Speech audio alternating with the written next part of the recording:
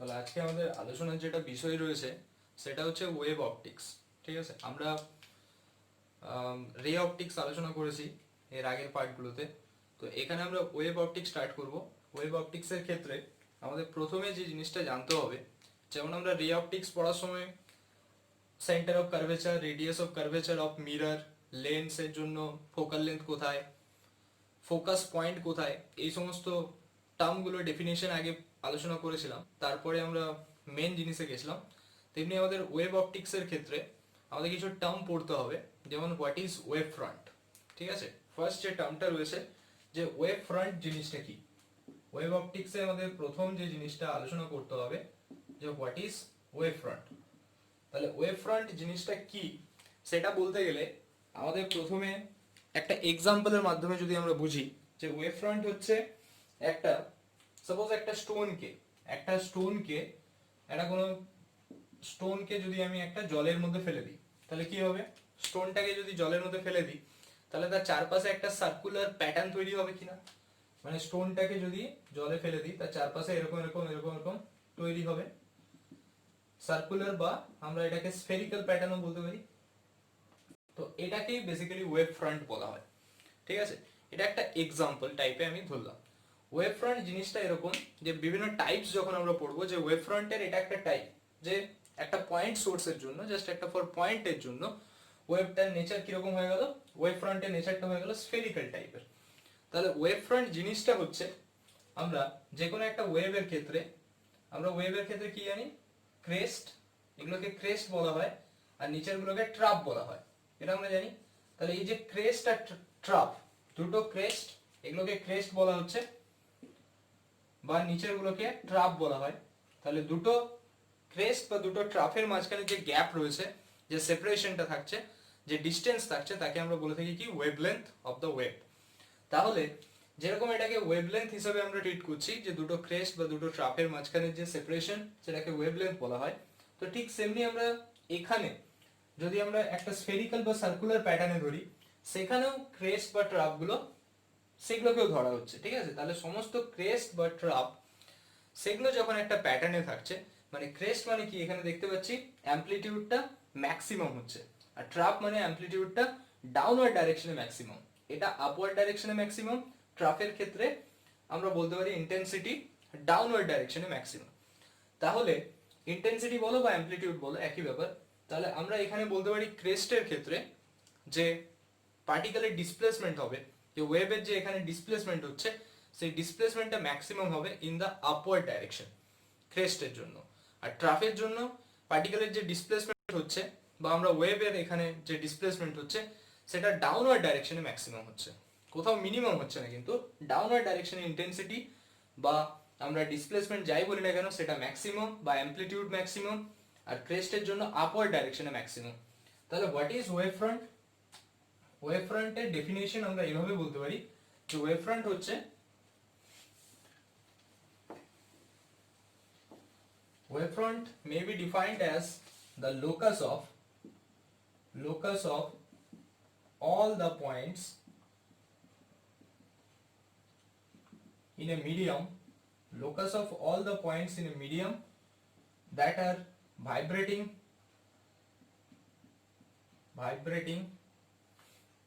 at same frequency, তারা same ফ্রিকোয়েন্সিতে vibrate করছে। ঠিক আছে, the locus of all the points in a medium that are vibrating in the same frequency, তো সেটাকে আমরা বলতে পারছি ওয়েভ ফ্রন্ট। যে ওয়েভ ফ্রন্টের ডেফিনেশন এটা, যে সেখানে আমরা সমস্ত পয়েন্টগুলো কে আমরা এখানে কনসিডার করছি, locus of all the points in a medium, যেগুলো কিনা সেম ফ্রিকোয়েন্সি নিয়ে ভাইব্রেট করছে। তো এটা হচ্ছে আমাদের ওয়েভ ফ্রন্টের ডেফিনেশন। তো এখন আমরা এখানে আরো একটা কথা, ইম্পর্টেন্ট পয়েন্টস এখানে রয়েছে, এটা যে direction of propagation of the wave. এখানে আমরা হাইগেন্সের প্রিন্সিপাল যেটা জেনে থাকবো, তো এগুলো আমরা হাইগেন্সের প্রিন্সিপালের মধ্যেই লিখবো। পরের পয়েন্ট করো হাইগেন্স প্রিন্সিপাল বলে। হাইগেন্স তার প্রিন্সিপালে কি কি অ্যাজিউম করেছিলেন সেটা এখানে জানা দরকার। হাইগেন্স প্রিন্সিপাল, তিনি তার যে প্রিন্সিপালটা দিয়েছিলেন সেখানে তিনি অ্যাজাম্পশন যেগুলো করেছিলেন, এক নম্বর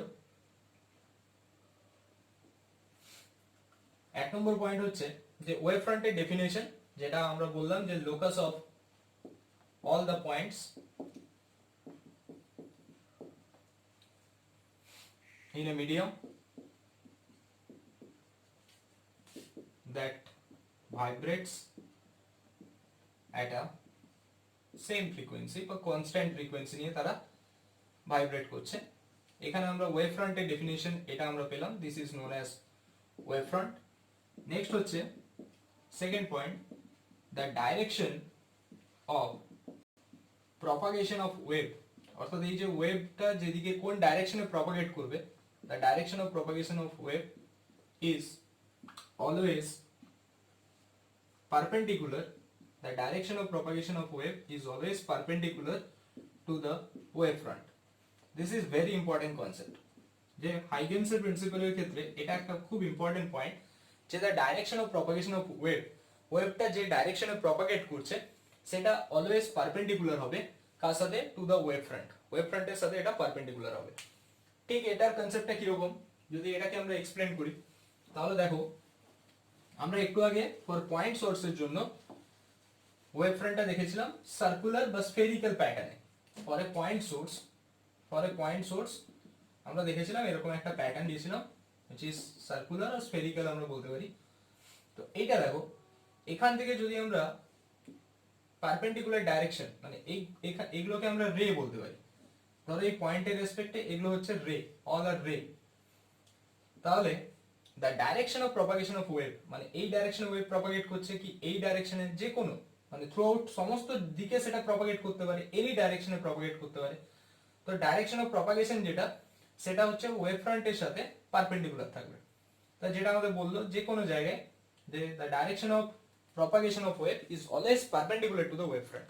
তাহলে এর ওয়েভ ফ্রন্টটা এরকম নেচারের স্ফেরিক্যাল সে, তো এখানে যে direction of propagation of wave, অর্থাৎ ওয়েভটা এই ডাইরেকশনে প্রপাগেট করছে, সেটা ওয়েভ ফ্রন্টের সাথে পারপেন্ডিকুলার থাকছে এট এনি পয়েন্ট, যে কোনো পয়েন্টে যদি আমরা দেখি। তো এটা হলো এক নম্বর কেস, যেটা আমরা ফর স্ফেরিক্যালের জন্য দেখলাম। তাহলে আমরা যদি আরেকটা টাইপস অফ দেখতে এখন যদি পয়েন্ট করি যে টাইপস অফ ওয়েভ ফ্রন্ট, কি কি টাইপের ওয়েভ ফ্রন্ট হয়। ওয়েভ ফ্রন্ট একটা আমরা দেখলাম for a point source we get the spherical type of wavefront. আমরা এখন দেখলাম for a point source spherical type of wavefront আমরা দেখলাম, এবং প্রত্যেকটা ক্ষেত্রে যে কোনো টাইপ অফ ওয়েভফ্রন্টের ক্ষেত্রে এইটা সত্য, দিস ইজ ট্রু, যে the direction of propagation of ওয়েভটা যে ডাইরেকশনে প্রপাগেট করছে সেটা কিন্তু পারপেন্ডিকুলার টু ওয়েভফ্রন্ট হবে। তো এটা একটা পয়েন্ট আমরা এখান থেকে অলরেডি ডিসকাস করলাম। এরপরে যে আরো যে টাইপস হয়, মানে আর কি কি টাইপস অফ ওয়েভফ্রন্ট হয়ে থাকে, যেমন একটা টাইপ আমরা দেখলাম for a point source spherical wavefront, তেমনি আমরা যদি ধরে নিই সেকেন্ড যেটা, যে লাইট রে যখন ইনফিনিটি থেকে আসছে তখন লাইট রে গুলো কিরকম হয়, প্যারালাল হয়। লাইট রে যখন ইনফিনিটি থেকে আসে তা লাইট রে আর প্যারালাল, তো সেখানে আমরা যে ওয়েভফ্রন্টটা পাই, this is known as the plane wavefront. এখানেও যদি আমরা দেখি এর সাথে এটা পারপেন্ডিকুলার রয়েছে, কেন এটা একটা প্লেন, অন্য একটা প্লেনে আছে, ঠিক আছে, আর এরা হচ্ছে প্যারালাল রে। তো প্যারালাল রে রেসপেক্টে এটা কিন্তু অন্য একটা প্লেনে, তো যে কারণে এই টাইপ অফ যে ওয়েভফ্রন্ট আমরা পাচ্ছি, this is called plane wavefront. এবং এখানেও the direction of propagation of wave which is always perpendicular to the wavefront. তো এটা একটা টাইপ ছিল ওয়েভফ্রন্টের। আরো একটা টাইপ হয়, সেটাকে আমরা বলে থাকি generally cylindrical wavefront. Cylindrical type of wavefront কিরকম হয়,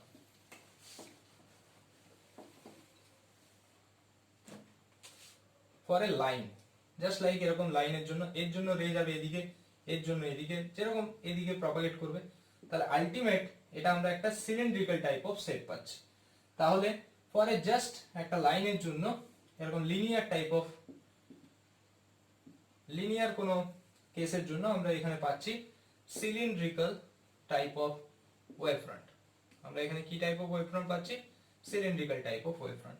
তো এখানেও দেখো the direction of propagation of wave is always perpendicular to wavefront. Direction of propagation of wave is always perpendicular to wavefront, যেটা আমাদের হাইগেনসের প্রিন্সিপাল, ভেরি ইম্পর্টেন্ট কনসেপ্ট, যে ওয়েভটা যে ডাইরেকশনে প্রপাগেট করবে সেটা কিন্তু ওয়েভফ্রন্টের সাথে পারপেন্ডিকুলার হবে। এবং সেটা আমরা কনসেপচুয়ালি বুঝলাম যে কি করে পারপেন্ডিকুলার হচ্ছে। আর আমরা এখানে কি দেখলাম না, টাইপস অফ ওয়েভ ফ্রন্ট, যে ওয়েভ ফ্রন্ট কত ধরনের হয় সেগুলো আমরা দেখলাম। যে ফর এ পয়েন্ট সোর্স সেটা আমরা দেখলাম spherical type of, for a parallel light রে যেটা কিনা লাইটটা ইনফিনিটি থেকে যখন আসছে তখন দেখলাম আমরা প্লেন ওয়েভ ফ্রন্ট, এন্ড আমরা লিনিয়ার কেসের ক্ষেত্রে দেখলাম cylindrical type of wave front. তাহলে এই টাইপ অফ জিনিসগুলো আমরা এখান থেকে অলরেডি ডিসকাস করলাম। এরপরে নেক্সট পয়েন্ট কি আছে হাইজেনবার্গ প্রিন্সিপালের ক্ষেত্রে, তো সেই পয়েন্টটা হচ্ছে আমাদের যে every point on the wave front, next point the point number 3, যে every point on the wave front acts as a source of secondary disturbances,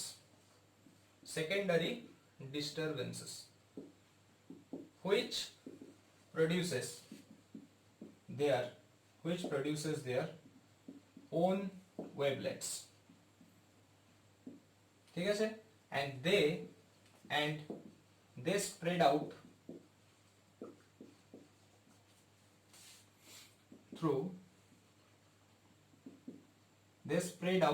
with the speed of light in all the direction.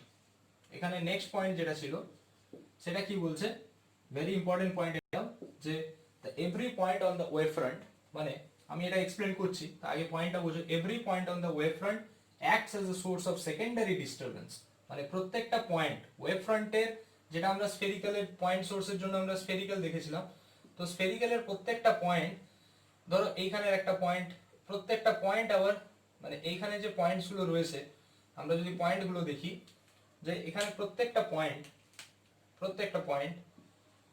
তারা আবার একটা source of secondary disturbance তারা আবার create করছে।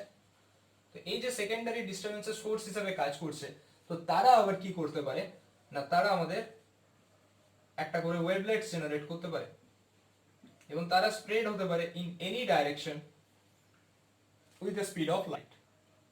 তো এই জিনিসটাকে বলা হলো যে প্রথম যেটা ছিল আমাদের ইনিশিয়ালি সেটা হচ্ছে আমাদের পয়েন্ট সোর্সের জন্য আমরা স্ফেরিক্যাল প্যাটার্ন পেলাম। স্ফেরিক্যাল প্যাটার্নের আবার প্রত্যেকটা পয়েন্ট তারা আবার এক একটা source of the secondary disturbance, মানে পরের যে ডিস্টারবেন্সটা ক্রিয়েট হচ্ছে সেটা সোর্স হিসাবে এটা ইউজ হচ্ছে। তো তারা আবার ওয়েভলেটস জেনারেট করছে, সেকেন্ডারি ওয়েভলেটস, যেটা আমি এখানে প্লট করলাম, ঠিক আছে। এই যে সেকেন্ডারি ওয়েভলেটস তৈরি করছে, তো they spread out with the speed of light in all direction, তারা আবার সমস্ত ডাইরেকশনে with the speed of light travel করতে পারে। এটা একটা পয়েন্ট, ভেরি ইম্পর্টেন্ট। এর উপরে বেস করে আমরা ইয়ং ডাবল স্লিট এক্সপেরিমেন্টে যাব। তার আগে আমরা আরেকটা পয়েন্টস দেখে নেব। 3 নম্বর পয়েন্ট হলো হাইগেন্সের। 4 নম্বর পয়েন্ট যেটা রয়েছে,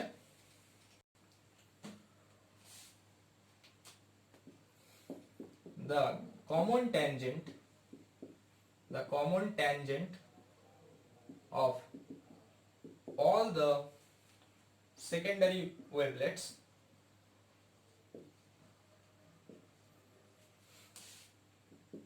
in the forward direction,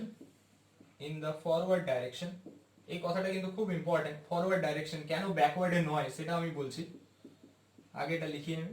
the common tangent of all the secondary wavelets in the forward direction produces a secondary wave front, তারা আবার ফরওয়ার্ড ডাইরেকশনে সেকেন্ডারি ওয়েভ ফ্রন্ট তৈরি করবে। দেখো সেকেন্ডারি ওয়েভ ফ্রন্ট কিভাবে তৈরি করছে এন্ড ফরওয়ার্ড ডাইরেকশনে কেন করছে, ব্যাকওয়ার্ডে কেন নয়, সেটা আমরা এখানে এক্সপ্লেন করছি। তো দেখো এইখান থেকে পার্টিকেলটা কিছুক্ষণ পরে এখানে পৌঁছবে, মানে ধরে নিলাম যে আফটার টাইম টি যে পার্টিকেলটা এখানে ছিল সেটা এখানে পৌঁছবে, কেননা সে ফরওয়ার্ড ডাইরেকশনে ট্রাভেল করছে। পার্টিকেলটা স্প্রেড করতে পারে, প্রত্যেকটা পার্টিকেল এদিকে, এটা এদিকে যাবে ইন ফরওয়ার্ড ডাইরেকশন, এটা এরকম যাচ্ছে। এটার জন্য ফরওয়ার্ড তো এই দিকে, এটাকে ব্যাকওয়ার্ড বলা হয়, এদিকটাকে ফরওয়ার্ড বলছে। তাহলে এ যাচ্ছে এদিকে, প্রত্যেকটা পার্টিকেল এরকম ভাবে যাচ্ছে। তাহলে তারা যাচ্ছে কোন স্পিড নিয়ে যাচ্ছে speed of light which is c। তাহলে কতটা ডিসটেন্স তারা কভার করছে, তারা ডিসটেন্স কভার করছে c into t, distance equal to আমরা জানি স্পিড ইনটু টাইম, তাহলে তারা c into t distance covered করছে।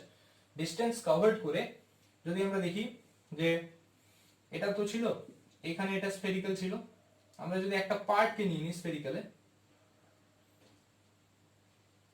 এ এখান থেকে এতটা গেছে, c টাও ডিসটেন্স গেছে, এখানে একটা ট্যানজেন্ট ct ডিসটেন্স গেছে c ইনটু t, এখান থেকে সে ct ডিসটেন্স গেছে, এখান থেকে সে ct ডিসটেন্স গেছে, এগুলো হচ্ছে ট্যানজেন্ট। এই ট্যানজেন্ট গুলোকে যদি কমন করে দিই, মানে এটাকে যদি এরকম ভাবে জয়েন করিয়ে দিই, তাহলে এটা একটা কি তৈরি হচ্ছে, সেকেন্ডারি ওয়েভ ফ্রন্ট তৈরি হচ্ছে। মানে এইখানে ট্যানজেন্ট গুলোকে যদি আমি জয়েন করিয়ে দিই এরকম ভাবে, দে প্রডিউসেস সেকেন্ডারি ওয়েভ ফ্রন্ট, এটা এরকম ভাবে জয়েন হবে, তখন তারা প্রডিউস করছে কি, আগেরটা ছিল সেকেন্ডারি ওয়েভলেট, সেকেন্ডারি ওয়েভলেট থেকে তারা যখন একটা ডিসটেন্স কভার করছে ct করে, তারপরে তাদের যে ট্যানজেন্ট গুলো, সেই ট্যানজেন্ট গুলোকে যদি আমি ফরওয়ার্ড ডাইরেকশনে, কারণ এরা ফরওয়ার্ড বলতে এই দিকে গেছে, তারা সবাই এই ডাইরেকশনে গেছে, তাহলে যে পয়েন্টে ট্যানজেন্টটা ক্রিয়েট হচ্ছে, সাপোজ আমি ধরলাম যে ct ডিসটেন্সটা আমার এতটা, এইখানে ট্যানজেন্ট গুলো ড্র করা হলো, দেন এদেরকে যদি আমি জয়েন করে দিই, তাহলে এটা একটা তৈরি করে দেবে কি, সেকেন্ডারি ওয়েভ ফ্রন্ট। যদি আমি পুরোটা ঘুরিয়ে দিই, তাহলে একটা স্ফেরিক্যাল ছিল, তো এখানে স্ফেরিক্যাল দিয়েই তৈরি করবে। এখন কথা হচ্ছে এরা কেন ব্যাকওয়ার্ড ডাইরেকশনে আসতে পারে না, মানে এদিকে আসা কি পসিবল না। অবশ্যই এখানে মাথায় রাখতে হবে the common tangent of all the secondary wavelets in the forward direction. ব্যাকওয়ার্ডে কেন নয় না, ম্যাথামেটিক্যালি দেখা গেছে, এটা ডেরিভেশনটা আমাদের নেই, জাস্ট এখান থেকে মনে রাখো যে কেন ব্যাকওয়ার্ডে নয় না, ম্যাথামেটিক্যালি দেখা গেছে যে ইন্টেন্সিটি যেটা রয়েছে, ইন্টেন্সিটিটা ডাইরেক্টলি প্রপোর্শনাল হয় 1 প্লাস cos থিটার সাথে। তাহলে ব্যাকওয়ার্ড ডাইরেকশনে হলে থিটাটা কত, 180, তাহলে cos থিটা মানে cos 180 মানে -1, তাহলে এটা কত হবে 1 - 1 দ্যাট ইজ 0। তাহলে ব্যাকওয়ার্ড ডাইরেকশনে কিছু আমি পাচ্ছি না, ব্যাকওয়ার্ড ডাইরেকশনে ওয়েভ ফ্রন্ট জেনারেট হবে না, secondary wave front only in the forward ডাইরেকশনেই পাওয়া যাবে। তো এটা ছিল আমাদের হাইগেনস প্রিন্সিপালের কনসেপ্ট। তো এই কনসেপ্টের উপর বেস করে আমরা ইয়ং ডাবল স্লিট এক্সপেরিমেন্টে যাব, কিন্তু তার আগে আমাদের আরেকটা কনসেপ্ট বুঝতে হবে, সেটা হচ্ছে আমাদের principal of superposition. Principal of superposition জিনিসটা কি,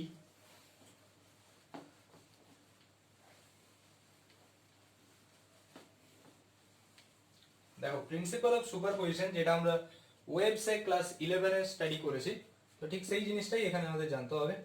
ওয়েবে আমরা এটা পড়েছি, the principal of superposition. Principal of superposition মানে যখন, প্রিন্সিপাল অফ সুপারপজিশন কথাটার মানে হচ্ছে যে যখন ধরে নাও দুটো বা তার থেকে বেশি, মানে অনেকগুলো যখন ওয়েভস আছে, তারা যখন প্রপাগেট করছে, তো প্রপাগেট করার পর যদি কোনো একটা পয়েন্টে গিয়ে সুপার ইম্পোজ করে, when two or more waves traveling in a medium and then they simultaneously তারা একসাথে প্রপাগেট করছে, তারা ধরো এখানে একটা কোনো ওয়েভ ছিল, এরকম এখানে কোনো একটা ওয়েভ ছিল, এরকম অনেক ওয়েভস আছে, দেন এইখানে এসে তারা সুপার ইম্পোজ করেছে, সবাই একটা পয়েন্টে এসে সুপার ইম্পোজ করেছে, তাহলে তাদের যে রেজাল্টেন্ট সেটাকে আমরা বলবো যে y ইকুয়াল টু, ধরো এই যে ওয়েভটার ডিসপ্লেসমেন্ট হচ্ছে y1, এটা y2, এটা y3, তাহলে y সমান আমরা বলতে পারি y1 plus y2 plus y3। যদি এখানে n নাম্বার অফ ওয়েভস থাকে, তাহলে তার জন্য ফর্মুলা হচ্ছে y equals to y1 plus y2 plus y3 plus dot dot up to yn, which is known as principle of superposition।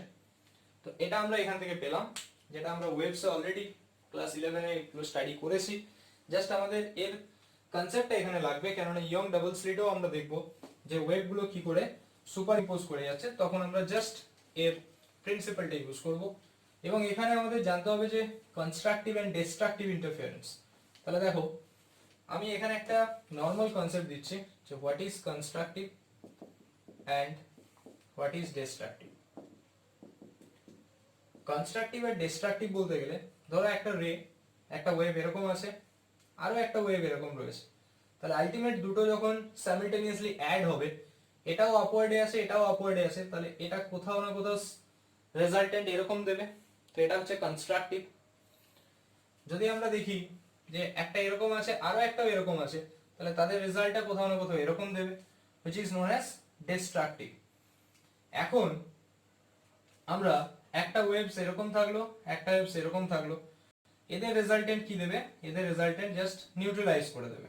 দেখো আপওয়ার্ডেও যতটা আছে ডাউনওয়ার্ডেও যদি ততটাই থাকে তাহলে এটা নিউট্রালাইজ করবে, যেগুলো আমরা ওয়েভ থেকেই কনসেপ্টগুলো পেয়ে থাকি। তো এখন আমাদের ইয়ং ডাবল স্লিট এক্সপেরিমেন্টে যে মেইন জিনিসটা থাকে সেটা কি? মেইন জিনিস যেটা থাকছে সেটা হচ্ছে এখানে ধরো একটা স্লিট আছে, this is a single source of light, এখানে একটা সোর্স অফ লাইট রয়েছে দ্যাট ইজ এস, এখান থেকে দুটো প্যারালাল স্লিট রয়েছে, this are parallel, okay, S1 and S2। এই প্যারালাল স্লিট তাদের মাঝখানে সেপারেশন থাকে d, স্মল d, তাহলে they are separated by small d distance, and এখান থেকে আমাদের ক্যাপিটাল D ডিসটেন্সে যদি আমাদের স্ক্রিন থাকে, দিস ইজ আ স্ক্রিন, তাহলে স্ক্রিনে আমরা কি পাই? স্ক্রিনে আমরা কন্টিনিউয়াস ইন্টারফারেন্স প্যাটার্ন পেতে থাকি। ধরো এখানে একটা লাইট রে আছে, একটা monochromatic light, monochromatic light, monochromatic মানে লাইট সোর্স যেটা রয়েছে সেই লাইট সোর্সের ওয়েভলেন্থ একটা পার্টিকুলার ফিক্সড ফ্রিকোয়েন্সির ওয়েভলেন্থ থাকছে। মানে যদি আমি রেড লাইট ইউজ করি, মনোক্রোম্যাটিক মানে রেড যদি ইউজ করি তো রেড ইউজ করব, যদি আমি গ্রিন ইউজ করি তাহলে গ্রিন ইউজ করব। একটা পার্টিকুলার কালার অফ লাইটকে আমি এখানে ইউজ করলাম, এস সোর্স থেকে সেটা গিয়ে এখানে পড়লো S1 S2। তো এই স্লিট থেকে কি হবে? বিভিন্ন ওয়েভ জেনারেট হবে, ওয়েভ জেনারেট হওয়ার পর তারা সুপার ইম্পোজ করবে, দেন প্রিন্সিপাল অফ সুপারপজিশন ইউজ করে আমরা এখানে বিভিন্ন রকমের স্ক্রিনের রিং পাবো, স্ক্রিনে বিভিন্ন রকম ফ্রিঞ্জ পাবো বিভিন্ন কালারের, মানে আমরা ব্রাইট অ্যান্ড ডার্ক।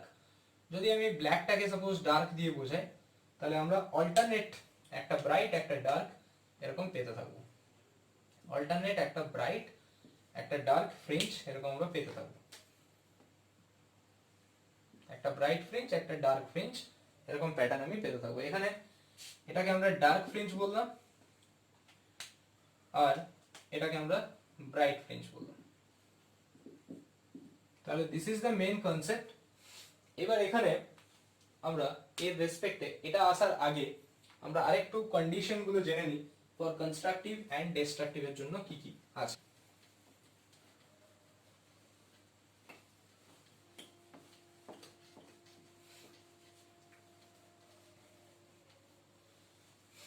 এখানে আমরা ধরে নিলাম যে আমরা দুটো ওয়েভস এর জন্য ধরছি, একটা হচ্ছে y1 equals to a sin omega t, আরেকটা হচ্ছে y2 equals to y1 সমান a1 sin omega t, y2 হচ্ছে a2 sin omega t plus phi। তাহলে এখানে আমরা কি ধরেছি যে আমরা যে লাইট সোর্স গুলো ইউজ করেছি কোহেরেন্ট সোর্স। কোহেরেন্ট সোর্স কথাটা মানে কি? কোহেরেন্ট সোর্স কথাটা মানে হচ্ছে যে ফ্রিকোয়েন্সি সেম ফ্রিকোয়েন্সি আর কি, the frequency is same R the initial phase difference is zero, initial phase difference is either zero or constant, initial phase difference is either zero or constant। তাহলে সেই type of swords কে আমরা coherent source বলে থাকবো, আর একটা ইনকোহেরেন্ট source যেটা কিনা phase difference zero বা constant হবে না, ঠিক আছে, ফ্রিকোয়েন্সিটাও সেম হবে না, তো সেটাকে বলা হয় ইনকোহেরেন্ট টাইপ অফ সোর্স। তাহলে এখানে আমরা ফ্রিকোয়েন্সি সেম আর ইনিশিয়াল যে ফেজ ডিফারেন্স রয়েছে, ফেজ ডিফারেন্স বলতে গেলে এটা সাইন ওমেগা টি বা sine omega t plus phi, এটাকে ফেজ ডিফারেন্স বলা হচ্ছে। তো ইনিশিয়াল ফেজ ডিফারেন্স জিরো থাকবে বা কনস্ট্যান্ট থাকবে, একটা পার্টিকুলার ফিক্সড একটা ফেজ ডিফারেন্স থাকবে। তাহলে y ইকুয়ালস টু এখানে অ্যামপ্লিটিউডটা ডিফারেন্ট আছে, a1 sin omega t and a2 sin omega t plus 5, মানে প্রথমটার জন্য অ্যামপ্লিটিউড আছে a1, পরেরটার জন্য a2। তাহলে আমরা বলতে পারি যে রেজাল্টেন্টটা কি হবে, y equals to y1 plus y2 মানে a1 sin omega t plus a2 sin omega t plus 5 according to principle of superposition। তাহলে এখান থেকে কি আসবে, এটাকে তো আমরা কিছু ভাঙতে পারবো না, বাট এটাকে আমরা লিখতে পারি sin omega t cos phi plus cos omega t sin phi, or we can write a1 sin omega t a2 sin omega t cos phi plus a2 cos omega t sin phi। এবার এই দুটো থেকে আমরা কি করতে পারি, sin omega t কে common নিতে পারি, or we can get a1 plus a2 cos phi plus বাকিটা a2 cos omega t into sin phi। তাহলে আমরা এখান থেকে y সমান এটা পেলাম। এখন আমরা একটা কাজ করতে পারি যে y সমান sin ওমেগা t, এই যে ফ্যাক্টরটা রয়েছে a1 plus a2 cos phi, তো এই পুরো ফ্যাক্টরটাকে আমরা a cos phi দিয়ে রিপ্লেস করতে পারি। আমরা কি করলাম, ধরে নিলাম যে let a cos phi equal to a1 plus a2 cos phi, আর এখানে কি করলাম প্লাস cos ওমেগা t দিয়ে বাকিটা যেটা আছে অর্থাৎ a2 sin phi সেটাকে আমরা ধরে নিলাম a sin phi। আমরা এখানে বললাম যে let a sin phi equal to কি আসলো a2 sin phi। তাহলে এইটাকে পুরোটাকে যদি আমরা দেখি তাহলে এখান থেকে আমরা এটা বলতে পারি a যদি কমন নিই sin omega t cos phi plus cos omega t sin phi, তাহলে এটা আসবে a sin omega t plus phi। তাহলে আমরা ক্লিয়ার দেখতে পেলাম যে এটা তো রেজাল্টেন্ট ছিল, দুটো ওয়েভের সুপারপজিশনের ফলে এটা পেলাম। প্রথম ওয়েভটা ছিল যার ডিসপ্লেসমেন্ট y1 সমান a1 sin omega t, আর এটা ছিল a2 sin omega t plus phi। যেহেতু সেম ফ্রিকোয়েন্সি এর কারণে ওমেগাটা আমি সেম ধরেছিলাম, এন্ড কনস্ট্যান্ট ফেজ ডিফারেন্স সেই কারণে এখানে কনস্ট্যান্ট ফেজ ডিফারেন্স phi ধরা হয়েছে। তাহলে আমরা দেখলাম যে আলটিমেট তাদের যে রেজাল্টেন্ট, মানে দুটো ওয়েভকে যখন সুপার ইম্পোজ করা হচ্ছে, তো রেজাল্টেন্ট ওয়েভটা যেটা রয়েছে that is also harmonic wave. Here we get the resultant wave, এখানে লিখতে পারো the resultant wave is also harmonic wave, যার ফ্রিকোয়েন্সি হচ্ছে ওমেগা এন্ড ফাইটা হচ্ছে তার ফেজ ডিফারেন্স। এখন a যেটা রয়েছে এটা হচ্ছে অ্যামপ্লিটিউড, এই অ্যামপ্লিটিউডের ভ্যালুটা আমরা এই দুটো কে সলভ করে আমরা পাবো। তাহলে দেখো এখান থেকে এবার আমরা বাকিটা কি করে পাবো। তাহলে এখান থেকে আমরা বলতে পারি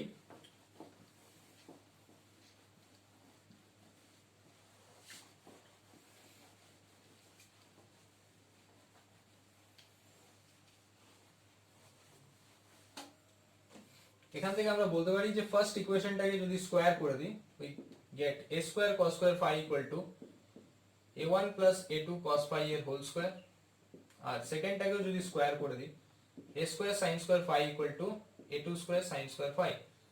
নাও এই দুটো ইকুয়েশনকে যদি আমরা অ্যাড করলে কি আসবে a square cos square phi plus a square sin square phi, a square common নিলে কি আসবে sin square phi plus cos square phi মানে equal to 1, equal to এই পাশটা আসবে a1 plus a2 cos phi তার whole square plus a2 square sin square phi।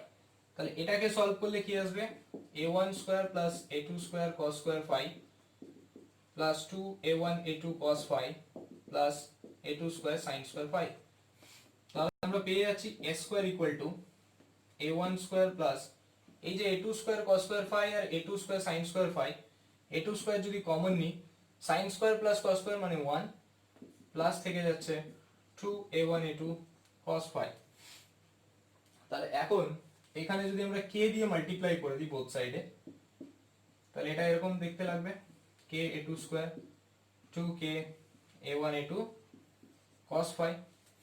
এখন আমরা জানি একটা রিলেশন হয় the intensity I directly proportional to a square, intensity I directly proportional to amplitude square।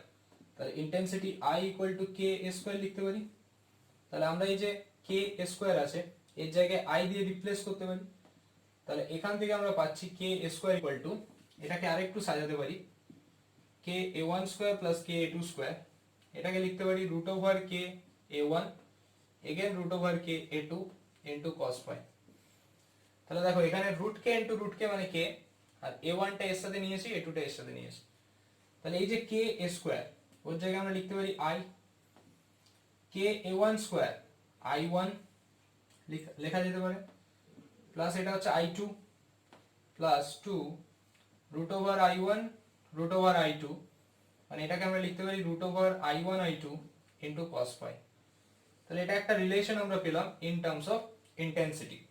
ইন্টেন্সিটির একটা এক্সপ্রেশন পেলাম i equals to i1 plus i2 plus 2 root over i1 i2 into cos phi. তাহলে এই যে টার্মটা রয়েছে দেখো 2 root over i1 i2 cos phi, এই টার্মটাকে আমরা বলে থাকি যে 2 root over i1 i2 into cos phi, সেটাকে আমরা বলে থাকি ইন্টারফারেন্স টার্ম। কি বলা হয়? This is called interference term. এখন এই টার্মটার উপরে বেস করে আমরা বলতে পারবো যে কখন কনস্ট্রাকটিভ ইন্টারফারেন্স হবে এন্ড কখন ডিস্ট্রাকটিভ হবে, মানে এর কন্ডিশনগুলো এখানে অ্যাপ্লাই করে আমরা পাথ ডিফারেন্স বের করব। তো এখন দেখো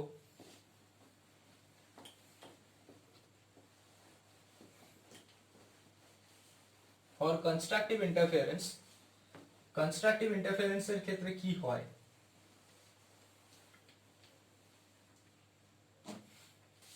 ফর কনস্ট্রাকটিভ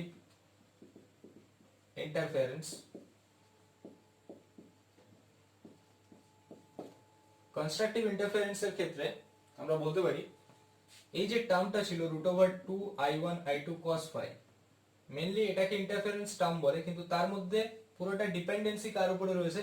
cos phi এর উপরে। এখন ফর কনস্ট্রাকটিভ ইন্টারফারেন্স এর ক্ষেত্রে cos phi equal to maximum হবে, cos phi equal to maximum. cos phi এর ম্যাক্সিমাম ভ্যালু কততে হয়? +1 এ হয়। তাহলে cos phi ইকুয়াল টু +1, তাহলে phi ইকুয়াল টু কত হবে? 0 ডিগ্রি একটা হবে, 2 পাই তে হবে 4 পাই, 6 পাই, এরকম ভাবে চলতে থাকবে। মানে এটার আমরা জেনারেল সলিউশন নিতে পারি when cos phi equal to +1 we can write the general solution is 2n pi। কি লিখতে পারি? জেনারেল সলিউশন হচ্ছে 2n pi। তাহলে 2n pi টা যদি জেনারেল সলিউশন হয় যেখানে n equal to 0 1 2 চলবে, তাহলে দেখো এখানে যদি n equal to 0 পুট করি phi টা আসছে 0, n equal to যদি 1 পুট করি তাহলে 2 পাই, n equal to 2 পুট করলে 4 পাই, সবগুলোই পাচ্ছি 3 পুট করলে 6 পাই, এরকম ভাবে চলবে। পরের টার্মটা আসবে 8 পাই, n equals to 4 পুট করো, তাহলে cos phi equal to 1, তাহলে phi equal to তার জেনারেল সলিউশন আমরা পেলাম 2 পাই n বা 2n পাই। তাহলে এটাকে আমরা কি বলতে পারি? This is called the phase difference. এটাকে আমরা বলতে পারি ফেজ ডিফারেন্স হচ্ছে phi। তাহলে এখন আমরা পাথ ডিফারেন্সে যেতে চাইছি। কেন পাথ ডিফারেন্সে যেতে চাইছি? অ্যাকচুয়ালি আমি ক্যালকুলেশন করব ইয়ং ডাবল স্লিটে ফ্রিঞ্জের উইথ যখন বের করব, ফ্রিঞ্জ উইথ, তো তখন আমরা দেখব কনস্ট্রাকটিভের ক্ষেত্রে বা ডিস্ট্রাকটিভের ক্ষেত্রে যখন আমরা ব্রাইট ফ্রিঞ্জ এন্ড ডার্ক ফ্রিঞ্জের ক্যালকুলেশনগুলো করব, তখন আমাদের পাথ ডিফারেন্স একটা টার্ম খুব ইম্পর্টেন্ট ফ্যাক্টর ওখানে আসবে। তো এটার যদি আমি সলিউশনটা বের করতে পারি তাহলে ওখানে আমাদের ওটা হেল্প হবে। তো সেই কারণে আমরা এখানে ফেজ থেকে পাথে যাব। তাহলে দেখো আমাদের একটা রিলেশন হয় যে phi phase difference equal to, আমরা ওয়েবে পড়েছিলাম phase difference phi equal to 2 pi by lambda into path difference. ল্যামডাটা হচ্ছে যে লাইটটা আসছে তার ওয়েভলেন্থ, পাথ ডিফারেন্সকে x দিয়ে ডিনোট করলাম, মানে আমাদের একটা রিলেশন হয় phi equal to 2 pi by lambda into x। তাহলে এখন দেখো ফাই ইকুয়াল টু হচ্ছে 2n পাই, তাহলে আমরা এখান থেকে লিখতে পারি যে ফাই ইকুয়াল টু তো 2 pi by lambda into x। তাহলে ফাই যখন 0 ডিগ্রি তাহলে এটা ইকুয়াল টু আমরা লিখতে পারি 0, তাহলে x কত? x equal to 0। ঠিক এবার আমরা ফাই ইকুয়াল টু আবার 2 pi by lambda into x, কিন্তু ফাই ইকুয়াল টু পরেরটা কত আছে? 2 পাই আছে, তাহলে 2 পাই কেটে যাবে, x ইকুয়াল টু কত পেলাম? Lambda by 2। ঠিক এর পরেরটাই যদি যাই যে ফাই ইকুয়াল টু আমরা জানি 2 pi by lambda into x equal to হচ্ছে 4 পাই, তাহলে 2 পাই 4 পাই 2 হয়ে গেল, তাহলে x equal to 2 lambda by 2, মানে পরের ফ্যাক্টরটা আসলো x equal to 2 lambda by 2। তারপরের ফ্যাক্টরটা যদি বসাও x equal to 3 lambda by 2, তারপরেরটা যদি বসাও 4 ল্যামডা বাই 2। মানে আমরা ক্লিয়ার দেখতে পাচ্ছি প্রথমটা আসছে 0, তারপরটা lambda by 2, 2 lambda by 2, 3 lambda by 2, 4 lambda by 2, তারপরটা 5 ল্যামডা বাই 2, 6 ল্যামডা বাই 2, এভাবে আসবে। তাহলে আমরা ক্লিয়ার দেখতে পাচ্ছি যে x এর জেনারেল এক্সপ্রেশন যদি আমরা লিখতে চাই সেটা হচ্ছে n ল্যামডা বাই 2। কি লিখতে পারি x equal to n lambda by 2 and যেখানে n ইকুয়ালস টু 0 1 2 3 সব ভুল থাকবে। তাহলে আমরা এখানে বলতে পারি যে কনস্ট্রাকটিভ ইন্টারফারেন্সের কন্ডিশন হচ্ছে, কনস্ট্রাকটিভের জন্য condition path difference equal to definitely n lambda by 2 হতে হবে ফর কনস্ট্রাকটিভ ইন্টারফারেন্সের জন্য। তাহলে কনস্ট্রাকটিভ ইন্টারফারেন্স তখনই হবে যদি আমরা জেনারেল এক্সপ্রেশন পাথ ডিফারেন্সের জন্য n ল্যামডা বাই 2 হয় বা ফেজ ডিফারেন্সের জন্য জেনারেল এক্সপ্রেশন 2 পাই n হয়। ঠিক আছে, যেখানে n ইকুয়াল টু দুটো ক্ষেত্রে 0 1 2 করে চলবে ডট ডট। তো এটা হলো আমাদের ফর কনস্ট্রাকটিভ ইন্টারফারেন্স। এই কন্ডিশনটা আমাদের বের করার দরকার এটা। তাহলে x ইকুয়াল টু আমরা পেলাম for constructive interference n lambda by 2, মানে ল্যামডা বাই 2 এর ইন্টিগ্রাল মাল্টিপল আমরা এখানে পেলে ল্যামডা বাই 2 এর যদি ইন্টিগ্রাল মাল্টিপল হয় তাহলে আমরা বলতে পারবো যে কনস্ট্রাকটিভ ইন্টারফারেন্স হচ্ছে।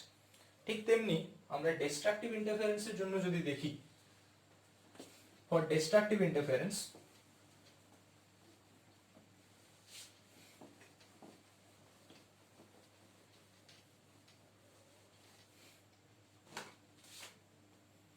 ফর এটা কনস্ট্রাকটিভের জায়গায় জাস্ট এটা আমরা ডিস্ট্রাকটিভ করব। ডিস্ট্রাকটিভ মানে যখন এই যে cos phi ফ্যাক্টরটা রয়েছে, cos phi যে ফ্যাক্টরটা রয়েছে সেটা মিনিমাম হতে হবে। এটার মিনিমাম ভ্যালু কততে? -1 এ। তাহলে cos phi ইকুয়াল টু -1, মানে phi equal to pi, cos 180 তে -1 হয়, 3 পাই, 5 পাই, এভাবে চলবে, 7 পাই, 9 পাই, এভাবে চলবে। তাহলে যদি জেনারেল এক্সপ্রেশন লিখতে হয় সেটাকে আমরা লিখতে পারি 2n + 1 * পাই। দেখো n এর জায়গায় যদি 0 বসাই তাহলে কত আসবে পাই, n এর জায়গায় 1 বসাই 3 পাই, 2 বসাও 5 পাই, 3 বসাও 7 পাই, এভাবে চলবে। তাহলে phi ইকুয়ালস টু এই ভ্যালুগুলোতে ডিস্ট্রাকটিভ ইন্টারফারেন্স হয় বা মিনিমাম ভ্যালু পাওয়া যায়। মানে আমরা জেনারেল এক্সপ্রেশন লিখতে পারি phi যখন 2n + 1 * pi, where n equals to 0 1 2 dot dot. তো এখন এটা তো phi, phi মানে কি ছিল? Phase difference. ফেজ ডিফারেন্স মানে আমরা জানি 2 pi by lambda into path difference, that is x। তাহলে আমরা phi ইকুয়ালস টু জানি 2 pi by lambda into x। তাহলে আমার দরকার পাথ ডিফারেন্সের টার্মে। তাহলে এখানে আমরা লিখতে পারি যে 2 pi by lambda into x equal to হচ্ছে phi, মানে ইকুয়াল টু হচ্ছে পাই লিখতে পারি। তাহলে পাই পাই দেখো কেটে যাচ্ছে, x ইকুয়াল টু আসবে কত? Lambda by 2। ঠিক এর পরেরটা যদি দেখো 2 pi by lambda into x equal to 3 pi, তাহলে পাই পাই কাটছে, x equal to 3 lambda by 2। তাহলে দেখো এখানে ল্যামডা বাই 2, পরেরটা 3 ল্যামডা বাই 2, তাহলে তারপরেরটা ডেফিনেটলি 5 ল্যামডা বাই 2, তারপরেরটা 7 ল্যামডা বাই 2। মানে আমরা কনস্ট্রাকটিভের জন্য দেখেছিলাম ল্যামডা বাই 2 এর সমস্ত মাল্টিপল গুলো ছিল। ঠিক আছে, 0 থেকে স্টার্ট করে 1 2 3 4 সবগুলো ছিল। কিন্তু এখানে আমরা ক্লিয়ার দেখতে পাচ্ছি শুধুমাত্র অড মাল্টিপল গুলো রয়েছে। ল্যামডা বাই 2 এর অড মাল্টিপল এখানে 1 3 5 7 জাস্ট অড মাল্টিপল আর প্রেজেন্ট। তাহলে এখানে ডিস্ট্রাকটিভের জন্য আমরা পেলাম অনলি অড মাল্টিপলস আর প্রেজেন্ট হিয়ার। তাহলে এর জন্য জেনারেল এক্সপ্রেশন আমরা কি লিখতে পারি? x ইকুয়াল টু 2n + 1 ইনটু ল্যামডা বাই 2। তাহলে দেখো ফর n ইকুয়াল টু যদি আমরা 0 বসাই তাহলে আসবে lambda by 2, n equal to যদি আমরা 1 বসাই 3 ল্যামডা বাই 2, 2 বসাও 5 ল্যামডা বাই 2, 3 বসাও 7 ল্যামডা বাই 2। তাহলে আমাদের জেনারেল এক্সপ্রেশন এখানে চলে আসবে 2n + 1 ইনটু ল্যামডা বাই 2। ঠিক আছে, তাহলে এটা আসলো আমাদের ফর ডিস্ট্রাকটিভ। তাহলে ডিস্ট্রাকটিভের জন্য এখানে আমরা লিখে রাখি x ইকুয়াল টু, তোমরা খাতায় নোট করো, আমি ক্যালকুলেশনে আমার লাগবে বলে আমি এখানে লিখে রাখছি। ফর পাথ ডিফারেন্স গুলো আমি এখানে বের করে রাখলাম। ফর কনস্ট্রাকটিভের জন্য কি, যেটা হচ্ছে n ল্যামডা বাই 2, এন্ড ডিস্ট্রাকটিভের জন্য হচ্ছে 2n + 1 ল্যামডা বাই 2। তো এই কনসেপ্ট গুলো আমরা এবার ইয়ং ডাবল স্লিট যখন করব এরপরে, তো সেখানে আমাদের এটা কাজে লাগবে। তো এরপরে পয়েন্ট করো, দ্য ইয়ং ডাবল স্লিট এক্সপেরিমেন্টে আমরা ফ্রিঞ্জ উইথ বের করব, তার calculation, the calculation of fringe width by using young double slit experiment.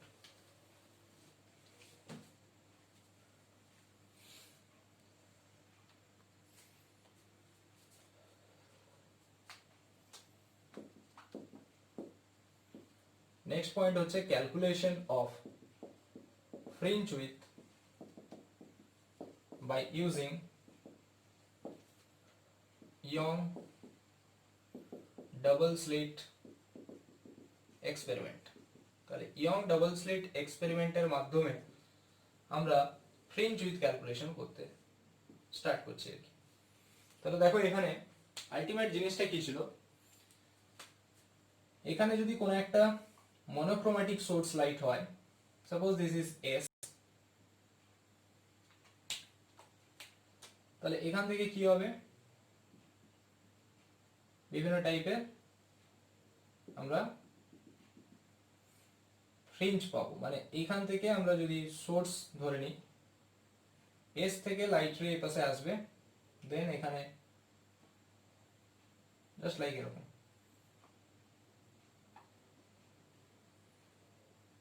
এটা একটা স্লিট, ডাবল স্লিট হলো, এটা সিঙ্গেল স্লিট ছিল, সিঙ্গেল থেকে ডাবল হলো, দেন এখান থেকে যে ওয়েভস গুলো বেরোবে তারা ইন্টারফারেন্স করবে, মানে তারা সুপার ইম্পোজ করবে। Suppose this is S1 and this is S2, this is S1, this is S2, and then এখানে কোথাও একটা স্ক্রিন থাকলো, suppose this is a screen, এটা হচ্ছে আমার স্ক্রিন। এই স্ক্রিনে কি হবে, এদের বিভিন্ন প্যাটার্নস গুলো পড়বে, স্ক্রিনে কি হবে, এদের বিভিন্ন প্যাটার্ন গুলো আমি দেখতে পাবো, যে ব্রাইট ডার্ক এরকম বিভিন্ন প্যাটার্ন এই স্ক্রিনে পড়তে থাকবে। Suppose this is a screen, this is a source, এটা ডাবল স্লিট হয়েছে এন্ড দেন স্ক্রিন। তো এখানে কি হবে, সাপোজ ধরে নাও যে এখান থেকে ডিসটেন্স হচ্ছে ক্যাপিটাল ডি, দ্য স্লিট থেকে ডাবল স্লিট থেকে স্ক্রিনের সেপারেশন হচ্ছে capital D.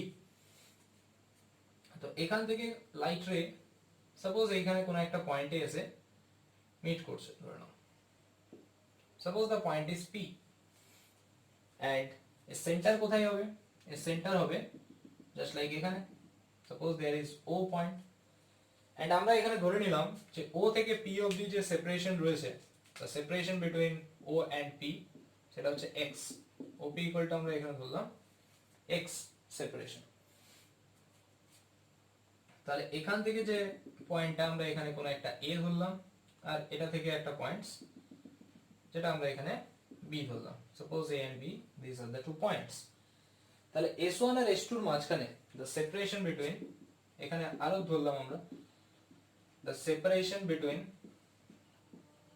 Slit S1 and S2, এটা কত, the d, small d. Separation between slit and screen হচ্ছে capital D, and the separation between the two slit S1 and S2 সেটা হচ্ছে capital D. তাহলে এটা যদি ক্যাপিটাল ডি, এটা যদি স্মল ডি হয়, sorry, the separation between the slit S1 and S2 হচ্ছে স্মল ডি, তাহলে আমরা বলতে পারি this is d by 2 and this is also d by 2 because AB টা হচ্ছে স্মল d, তাহলে AO টা হচ্ছে d by 2, OB টা হচ্ছে d by 2, and এই সেপারেশনটা হচ্ছে ক্যাপিটাল ডি। এখন আমরা আলটিমেট এখানে যে ইন্টারফারেন্স হয়েছে পি পয়েন্টে S1P and S2P, তাহলে পি পয়েন্টে যে ইন্টারফারেন্স হয়েছে, তাহলে পাথ ডিফারেন্স কত, এটা হচ্ছে এক্সামের জন্য ভেরি ইম্পর্টেন্ট। ক্লাস 12 এ এক্সামে যদি কোনো ডেরিভেশন আসে এই চ্যাপ্টার থেকে, তার মধ্যে এটা একটা হিউজ ইম্পর্টেন্ট কোশ্চেন্স, তো সেই কারণে এটা ভালো করে রেডি করবে। তো এখানে আমরা তাহলে কি দেখতে পেলাম না, পি পয়েন্টে S1 থেকে যে রেটা গেছে বা S2 থেকে যেটা গেছে, তারা পি পয়েন্টে সুপার ইম্পোজ করেছে, ইন্টারফারেন্স হয়েছে। তাহলে এখন আমরা পাথ ডিফারেন্স কি বলতে পারি, এখান থেকে the path difference equal to, we can write the path difference equal to, আমরা এখানে বলতে পারি the path difference equal to S2P minus S1P। Path difference কত, S2P minus S1P। তো এখন দেখো আমরা এখানে দুটো ট্রায়াঙ্গেল দেখতে পাচ্ছি, দুটো রাইট অ্যাঙ্গেল ট্রায়াঙ্গেল দেখতে পাচ্ছি, যে ট্রায়াঙ্গেল PS1A, এই ট্রায়াঙ্গেলটা যদি দেখো PS1A, তাহলে এখান থেকে আমরা ক্লিয়ার যে S1P টা হচ্ছে হাইপোটেনিয়াস, S1P এর স্কয়ার ইকুয়াল টু আমরা লিখতে পারি S1A এর স্কয়ার প্লাস AP এর স্কয়ার। তাহলে আমরা দেখো এখানে বলতে পারি যে s1p square equal two s1a, s1a মানে কোনটা d, মানে এটা হচ্ছে d স্কয়ার প্লাস ap মানে কত, হোয়াট ইজ ap, ap এর ভ্যালুটা জানা নেই কিন্তু আমি এটা জানি, ap কে আমরা কি লিখতে পারি, op মাইনাস ao। একটু ভালো করে দেখো, we can write ap equals to op minus oa লেখা যেতে পারে। এখন op টা কত, op হচ্ছে x মাইনাস oa হচ্ছে কত, d বাই 2। তাহলে আমরা এটাকে লিখতে পারি s1p square equal to d square plus x minus d by 2 এর হোল স্কয়ার। ঠিক সিমিলার ওয়েতে আমরা এখানে একটা ট্রায়াঙ্গেল পাচ্ছি which is ps2b, তাহলে ওখান থেকে আমরা লিখতে পারি দেখো s2p square equal to s2b তার স্কয়ার প্লাস pb স্কয়ার। তাহলে এখান থেকে আমরা পেয়ে যাচ্ছি s2b square equal s2p square equal to s2b মানে d square plus x plus d by 2 এর হোল স্কয়ার। ডায়াগ্রামটা দেখো ক্লিয়ার হয়ে যাবে। এটা করার কারণ কি, এবার এই যে দুটো ইকুয়েশন আমরা পেলাম, suppose this equation is equation number 1 and this is equation number 2, এই দুটো ইকুয়েশনকে যদি 2 থেকে 1 সাবট্রাক্ট করে দাও তাহলে এখানে জিনিসটা কি আসবে, সাবট্রাক্ট করো 2 থেকে 1, তাহলে এখানে আমরা পাচ্ছি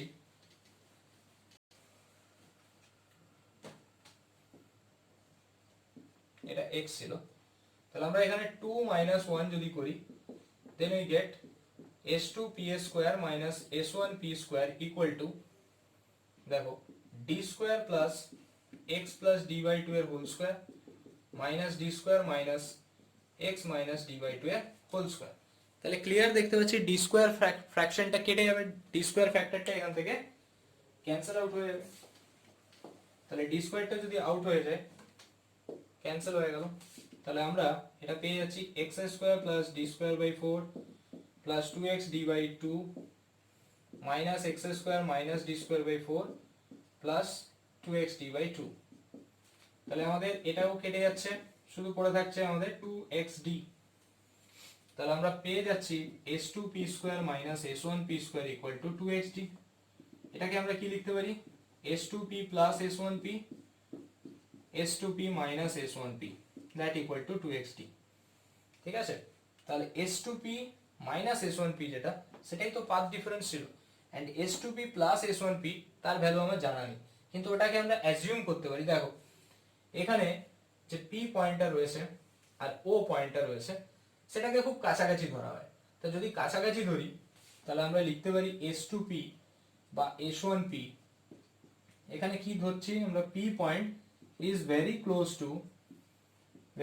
to p পয়েন্ট যেটা রয়েছে close to o, তাহলে আমরা এখানে বলতে পারি s2p বা s1p এটাকে অলমোস্ট আমরা বলতে পারি d, ক্যাপিটাল D, কেননা s1a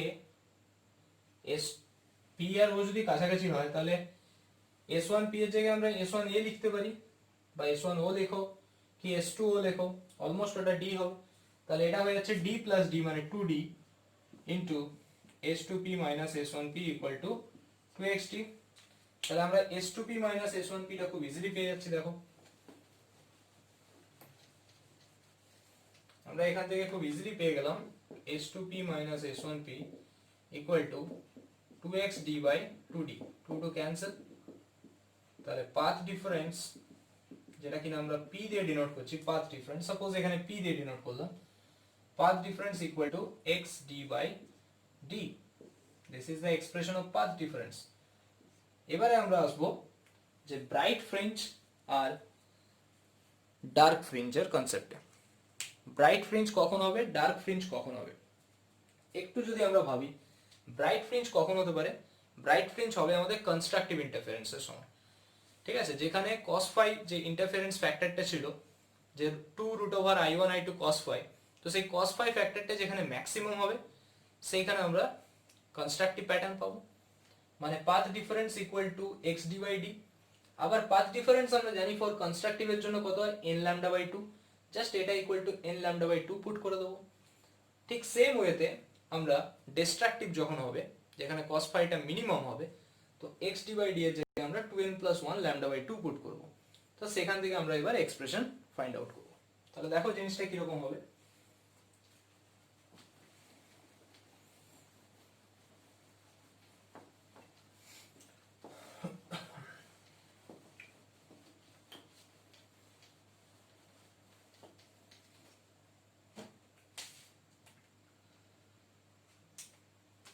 তাহলে এখানে আমরা বলতে পারি ফর ব্রাইট ফ্রিঞ্জ, ব্রাইট ফ্রিঞ্জের জন্য কি হচ্ছে, ব্রাইট ফ্রিঞ্জের জন্য আমাদের কনস্ট্রাকটিভ ইন্টারফারেন্স বসাতে হবে যে path difference x d by d এটা ইকুয়াল টু হবে কনস্ট্রাকটিভের জন্য যে পাথ ডিফারেন্স ছিল অর্থাৎ n ল্যামডা বাই 2, মানে x যখন n lambda d by 2d, এটা হচ্ছে x এর ইকুয়েশন।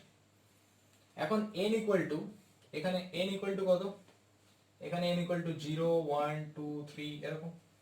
তাহলে when n equal to 0 then x equal to 0, when n equal to 1 x equal to lambda d by 2d, lambda d by 2d আসছে। ঠিক similar ওয়েতে when n equals to 2 এটা আসছে 2 lambda d by 2d। তাহলে এখান থেকে যদি আমরা গ্যাপটা দেখি, মানে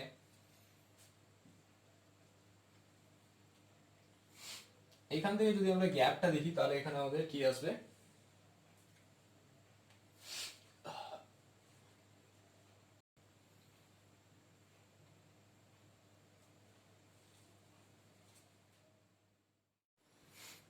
তাহলে দেখো এখানে আমরা n equal to 0 এর জন্য এটা বের করেছিলাম x equal to 0, n equal to 1 এর জন্য পেলাম x equal to lambda d by 2d, এখানে যদি বসিয়ে দাও, আর n equal to 2 বসালে আসবে 2 lambda d by 2d, মানে 2 to cancel lambda d by d। তাহলে এখন এখানে যদি আমরা দেখতে চাই যে the separation between এটা এই যে x n equal to 0 তে x equal to 0 যেটা পেলাম সেটা হয়ে যাচ্ছে আমাদের কি, এটা হচ্ছে আমরা এই পয়েন্টে পাচ্ছি ফার্স্ট ব্রাইট ফ্রিঞ্জ, এখানে আমরা ফার্স্ট ব্রাইট ফ্রিঞ্জ পেলাম। এটা আমরা কি পাচ্ছি, এটা অ্যাকচুয়ালি আমরা পাচ্ছি এই যে x equal to 0 তে যেটা পেলাম সেটা হচ্ছে সেন্ট্রাল ব্রাইট ফ্রিঞ্জ পেলাম। এইখানে এর পরেরটাই যেটা আমরা পাবো সেটা হবে আমাদের ফার্স্ট ব্রাইট ফ্রিঞ্জ, এটা হবে সেকেন্ড ব্রাইট ফ্রিঞ্জ। এবার দেখো যেটাকে আমরা ফ্রিঞ্জ উইথ বলে থাকি, what is fringe with, fringe with মানে হচ্ছে যে দুটো সাকসেসিভ, দুটো পর পর বা টু সাকসেসিভ ব্রাইট, যেটা আমরা এখানে ব্রাইট পেয়েছি, এটা আমরা ব্রাইট ফ্রিঞ্জ পেয়েছি, এখানেও ব্রাইট পেয়েছি, এখানেও ব্রাইট পেয়েছি, তাহলে দুটো সাকসেসিভ ব্রাইট ফ্রিঞ্জের মাঝখানে যে সেপারেশন সেটাকেই বলা হয়ে থাকে ফ্রিঞ্জ উইথ। তাহলে ফ্রিঞ্জ উইথ মানে কি, সিম্পল যদি বলা হয় যে ফ্রিঞ্জ উইথ মানে হচ্ছে যে ফ্রিঞ্জ উইথ, যেটা আমরা বিটা সিম্বল দিয়ে ডিনোট করি, equal to the separation between two successive bright fringe or two successive dark fringe। তাহলে আমরা এখানে ব্রাইট এর জন্য বের করলাম, তাহলে দুটো ব্রাইট ফ্রিঞ্জের মাঝখানে গ্যাপ কত, প্রথমটার জন্য 0 পেয়েছি, পরেরটার জন্য পেয়েছি lambda d by 2d, তাহলে lambda d by 2d minus 0, answer আসবে lambda d by 2d। কোন কোন বইতে এটা lambda d by small d ও দেওয়া আছে, কোনটাই ভুল নয়, এটাও রাইট, যে বিটা ইকুয়ালস টু আমরা পেলাম d lambda by 2d, ঠিক আছে। So this is the fringe with, যেটা আমরা পেলাম ফর ব্রাইট কেসের জন্য। এবার যদি আমরা ডার্কের জন্য যাই তাহলে আমরা কি লিখতে পারি, ডার্কের জন্য ফর ডার্ক ফ্রিঞ্জ মানে আমরা ডিস্ট্রাকটিভ ইন্টারফারেন্সের কন্ডিশনটা এখানে ইউজ করব, ফর ডার্ক ফ্রিঞ্জের জন্য আমরা ডিস্ট্রাকটিভের কন্ডিশন ইউজ করব। তাহলে এখানে আমরা লিখতে পারি ফর ডার্ক ফ্রিঞ্জ,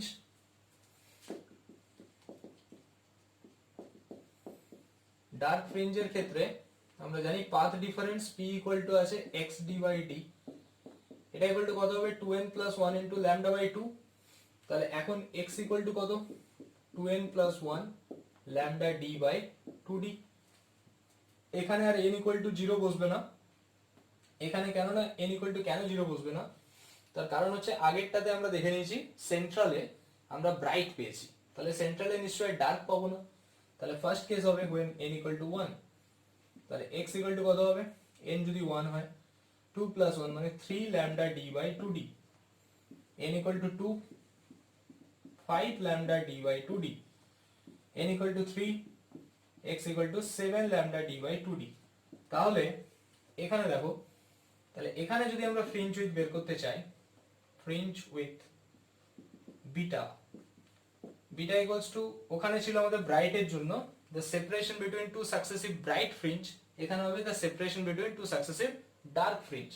ধরো এটা এটা x1, এটা x2, এটা হচ্ছে আমাদের কি ফার্স্ট ডার্ক ফ্রিঞ্জ পেয়েছি আমরা এখানে, এটা হচ্ছে সেকেন্ড ডার্ক ফ্রিঞ্জ, তো দুটোর মাঝখানের গ্যাপ মানে আমি x2 x1 ধরতে পারি, 5 lambda d by 2d minus 3 lambda d by 2d, তাহলে কত আসছে এটা 2 lambda d by 2d, তাহলে এখান থেকে চলে আসছে lambda d by d,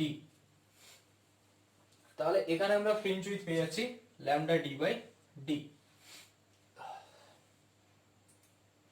আগেরটাতে আমরা কি পেয়েছিলাম, ব্রাইট এর জন্য n lambda by 2 এর সাথে ইকুয়েট করেছিলাম x d by d, তাহলে x ইকুয়াল টু পেয়েছিলাম n lambda by 2 into d, ঠিক আছে। তাহলে এখানে আমরা ডার্কের জন্য পেলাম, ডার্কের জন্য ফ্রিঞ্জ উইথ পেলাম যেটা কিনা lambda d by small d, যেখানে ব্রাইটের জন্য আমরা এখানে পেয়েছি lambda d by 2d। Actually ব্রাইটের জন্য এখানে কন্ডিশনটা যেটা path difference x equal to n lambda by 2 আছে, তো সেটা কোনো কোনো বইতে n lambda ধরেও করা আছে, ঠিক আছে। তো এটা যদি n lambda ধরে করো তাহলে কিন্তু এখানেও এখানেও ফ্রিঞ্জ উইথটা তোমরা পাবে lambda d by d, ঠিক আছে।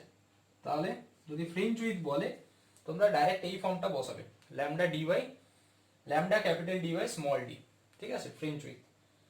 তাহলে এখান থেকে আমরা আলটিমেট জিনিসটা কি পাবো, আলটিমেট জিনিসটা আমরা এরকম পাচ্ছি, দেখো